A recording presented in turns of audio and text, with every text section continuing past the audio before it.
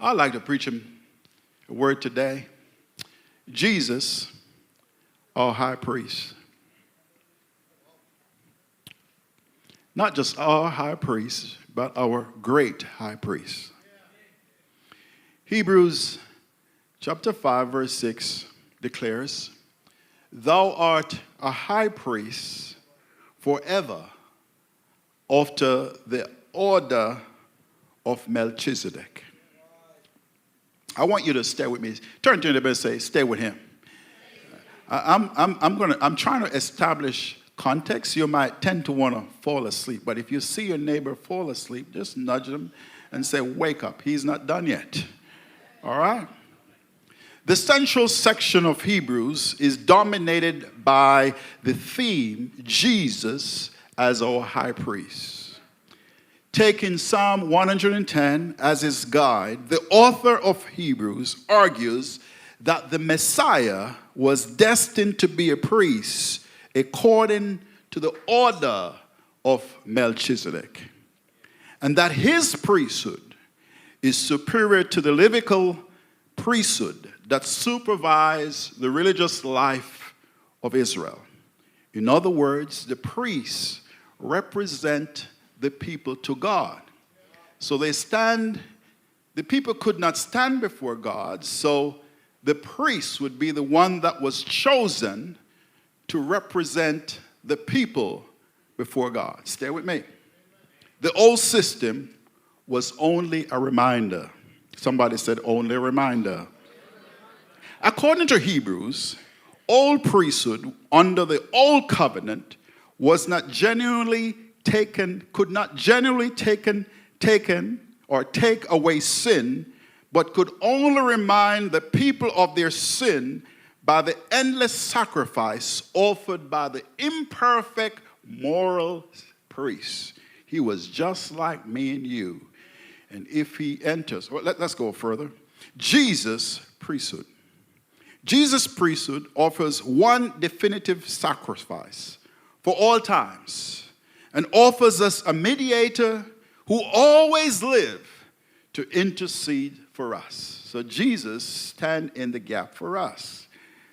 Priests in ancient Israel not only offered sacrifices for people, but they also offer prayers and intercessions. The old priesthood did not cut it. They needed a savior like the people who they were representing.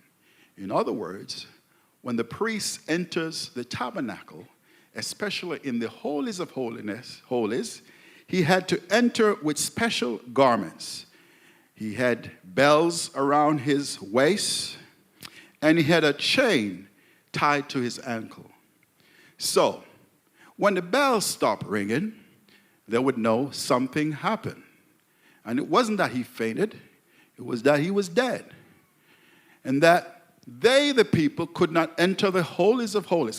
Imagine, they are representing you, but you couldn't go take over and offer your prayers. So what they had to do, they had to pull him out, because if they enter, they too will be dead. Oh my. Somebody say, oh my. Oh my, oh my. Isn't that bad? The old system points to the future. Somebody say the future. While the Levitical system was a part of God's good purpose for his people, it was always meant to point beyond itself to the future. So the sacrifices was meant for the future, was pointing to the coming of the Messiah, the great high priest. Hebrews emphasize that Jesus not only is a high priest, but also a high priest in solidarity with us. Hebrews 4 verse 15 declares, "For we do not have an high priest who is unable to empathize with us in our weakness, but we have one who has been tempted in every way." Somebody say, in every way. "Just as we are tempted, but did not sin." That's great, right? So in other words, he was just like us. He operated just like us, but he did not sin. Let's go to the main text of the day. Matthew chapter 11, verse 28 to 30 says, "Come unto me, all you who are weary," somebody say weary, "and burden," somebody say burden, "and I will give you rest. Take my yoke upon you and learn of me, for I am meek, gentle, and lowly," which means humble, "in heart, and ye shall find rest for your soul. For my yoke," somebody say my yoke, "is easy, and my burden is light." Jesus isn't speaking of a physical burden. Rather, he was talking about the heavy burden of the systems of works that the Pharisees laid on the back of the people that Jesus was offering to relieve. Jesus would later rebuke the Pharisees for laying heavy burdens on the shoulders of the people. Matthew 23, verse 4. The yoke of the Pharisees is burdensome, is a burdensome yoke of self-righteousness and legalistic law-keeping. It has been said by the biblical scholars that the Pharisees had over 600 regulations regarding what qualifies working on the Sabbath. You couldn't cook. You couldn't make your bed. You couldn't tie your donkey out. You couldn't tie your goat out. You couldn't walk a certain distance. These were meant to restrict people, burden, and other things that were added to it. 600. Can you imagine 600 laws being added? The lawyer asked Jesus, "What was the greatest commandment of the law?" Matthew 22, verse 36. Reading between the lines of the man's question, "What law? All the laws? Of all the laws, do we have to absolutely keep?" Jesus was saying that any kind of law keeping is burdensome and amounts to a heavy yoke. Somebody say heavy yoke. Of oppression. And because no amount of law keeping can keep the bridge or can bridge the gap between sinfulness and God's holiness. Romans 3 verse 20 says, "Therefore no one will declare righteous in God's sight by the works of the law. Rather, through the law, we become conscious of sin." Somebody say conscious. So in other words, the law is like a mirror. The mirror don't clean you. It only reflects you. So you don't go to the mirror, oh, I'm going to clean myself. I can do this in the mirror. It only shows you what you need to clean. It doesn't clean it for you. Am I right? I know you ladies look in the mirror this morning, you go, oh, I got to pretty up myself to come to church. Am I right? That's the law. The yoke is a wooden cross piece fastened over the necks of two animals and attached to a plow or cart. A yoke allowed two animals to share a load and pull together. I want you to stay with me today. I want for you to watch the transition.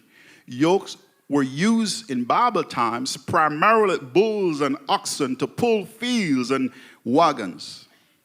The animals yoked together needed to be close in size and weight,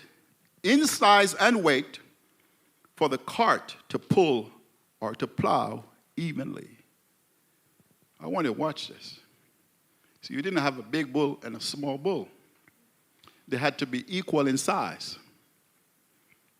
And I want for you to watch what Jesus is going to do. So Jesus is going to come alongside us, and he's going to pull with us. Somebody say, with us. He's going to do what? He's going to pull with us. Jesus as human. John 1 verse 14 says, "And the word became flesh and dwelt among us." Somebody say, among us.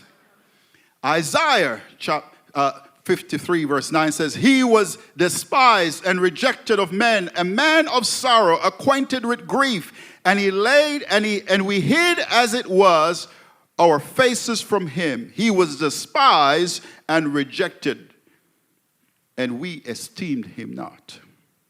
Jesus had a genealogy. He had a title. He was conscious. He had emotions. He had a body. He faced temptation and pressure. He had nature, flesh and blood. He died, and he buried, and he rose again. Jesus had limitation, needs and limitation. He had tiredness. He was hungry. He slept. He thirsts. Jesus had a human mind and emotion. He was distressed and anxious, was troubled, deeply moved, wept, marveled. He experienced discouragement. He had compassion, loved, and he also got angry. Jesus want to help us. Turn to somebody and say, he want to help us. We do not have to do it alone. Matthew 9, verse 36 declares that when he saw the crowds, he was moved with compassion. When Jesus saw the crowd, he was moved with compassion. He must be some big burden on the people that they were carrying, and Jesus felt all of that, and he was moved with compassion. Breaking a yoke often symbolizes freedom from oppression. Isaiah chapter 10, verse 27 says, or the beginning of a new phase in life, as when Elisha left his family to follow Elijah. It was a new phase. Somebody said new phase. People in Jesus' day understood the analogies using a yoke. They knew what Jesus was saying when he meant, come unto me, all ye who are weary and burdened, and I will give you rest. Are you with me? Take my yoke upon you and learn of me, for I am gentle and humble in heart, and you will find rest for your soul. For my yoke is easy. Somebody say, my yoke is easy, and my burden is light. An easy yoke meant that the burden being shouldered was not heavy because Jesus was pulling along with us. Can I have my things? I need to go somewhere. Somebody say he needs to go somewhere. Are you paying attention? Don't ever go to the airport with this here. You get in big trouble. Border Force will come after you because this suitcase is very old. Am I right? My kids will probably saying, where did Dad get the suitcase from now? But I found it somewhere. This is Jesus. What is Jesus saying here? Jesus is saying, all those of us who are heavy burden. How many of you know we've been carrying some stuff for a long time? For years, we've been carrying some stuff. And it's like this. And Jesus is saying, come unto me, all ye that are what? Are burdened. We've been carrying stuff, and he says, Jesus is saying, come unto me, all ye that are heavy burdened. Those of you who are carrying stuff, Jesus is saying, come to me, because I want to give you rest. What is it that you are carrying? Jesus wants to help you carry that load. Amen, church?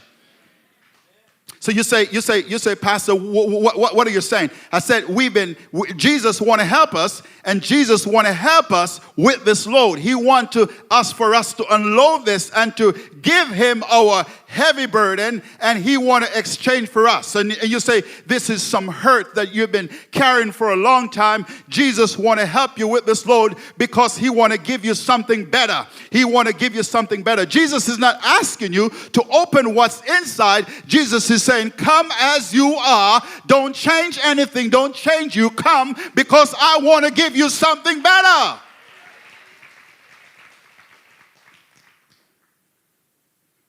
Are you still with me? Are you relating to what I'm saying? What have you been carrying? Like those old people, what have you been carrying all these years? Or what have you carried to church this morning that you need to let go of? What have you been carrying in your family that you need to let go of? What have you been carrying in your marriage that you need to let go of? What have you been carrying in yourself that you need to let go of?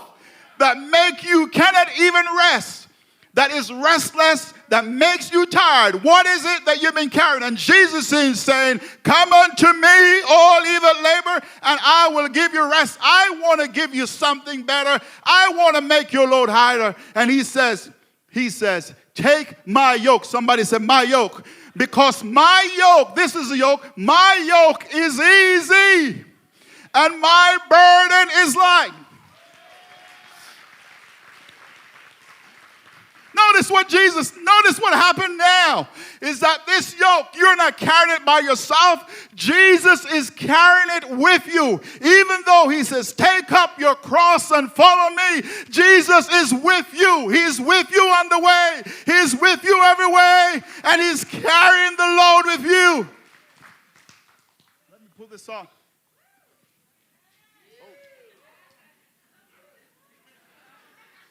Lord, I need your help me now. Oh, I did okay in the first service. Help me, Lord.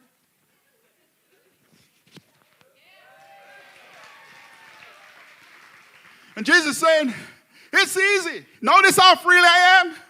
It's easy. I can run around. And Jesus is saying, I'm with you all the step of the way. Help. I'm here to help you. You don't have to do it alone. I am Jesus. I am your Lord. I died for you on the cross. Give me that burden and you will take my yoke, because my yoke is easy.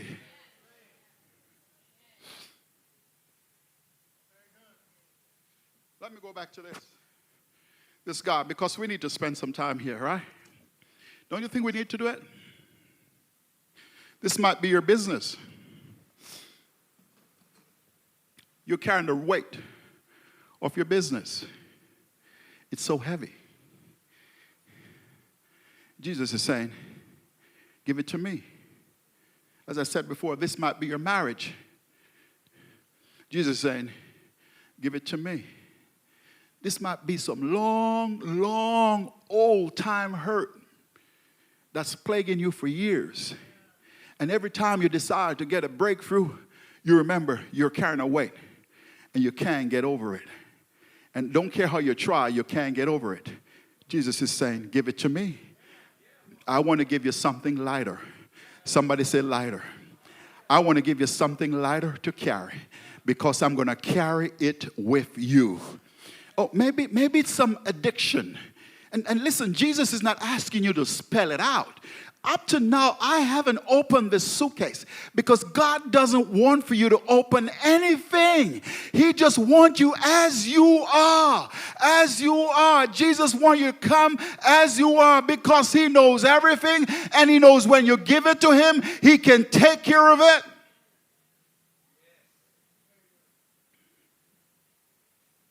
And so you said, I can't do it. Yes, you can. Yes, you can. Do you want to feel freer? Do you want to feel lighter? Come with me. Come over here and get something lighter. But the problem is that when Jesus delivers us, some of us, we try to do something very smart. We try to open it, and we try to fit this in. Can I tell you something? Can I tell you something? It doesn't work like that. It doesn't work like that. This is too big to get in here. Are you with me, somebody? This is law, and this is grace. Can I say it again? This is law, and this is grace. This is tradition, and this is grace. This is bad ways. This is good ways. This is old habits. This is new habits. This is change. This is set me loose. This is bondage. This is freedom. And I'd rather have freedom. I'd rather have freedom.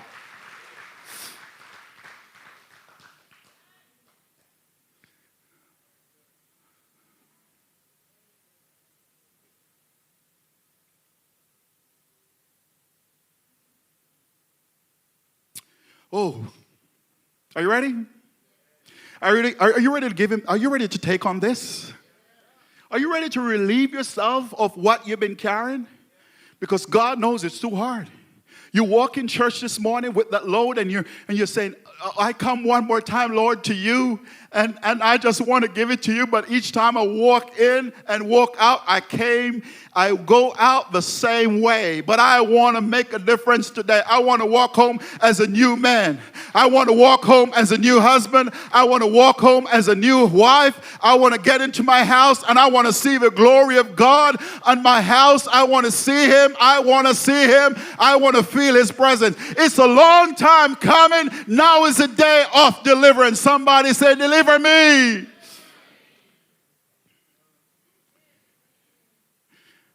This is tension. This is when you walk in the room, you feel tension. You walk in your house and there's tension.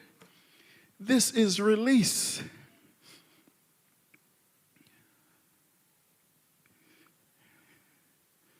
This is, let me bring him over here. This is, I'm down and I can't find no way out. And Jesus come alongside and says, my grace is sufficient for you. My grace is made perfect in weakness. Jesus is saying, I can help you. Just take up your cross and follow me.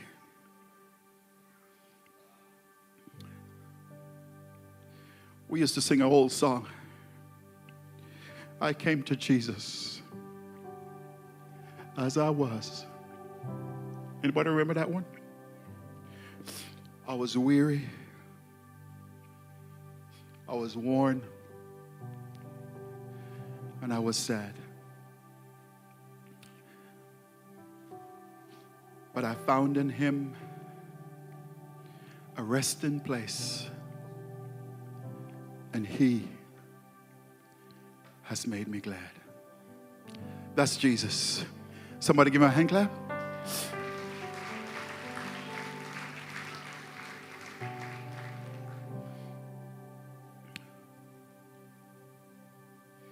Don't be discouraged. And you will get discouraged. Can I say that? You will get discouraged. But remember, he's a burden bearer.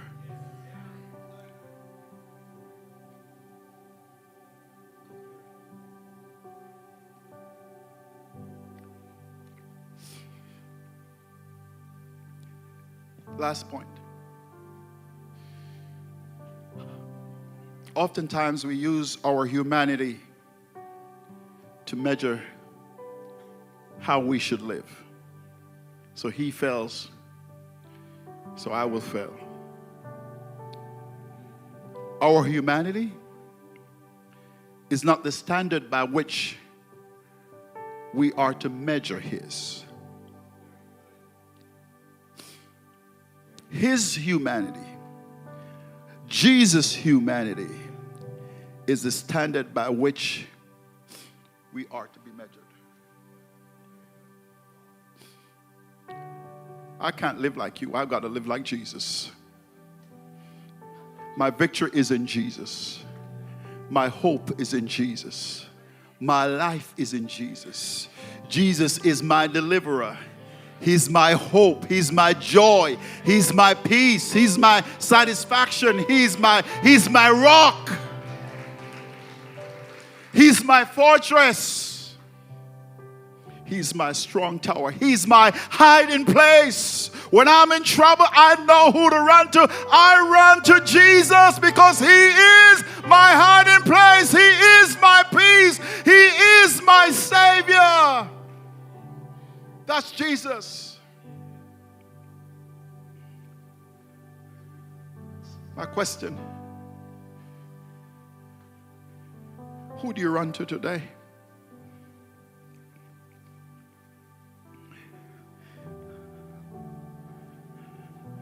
Are you gonna give him this? Are you gonna give him this? Because if you give him that, he got something better. Somebody say better. Come on, say better. Turn to your neighbor and say better. He got something better for you. You know, we got to fight to get this off. This is like a chronic disease.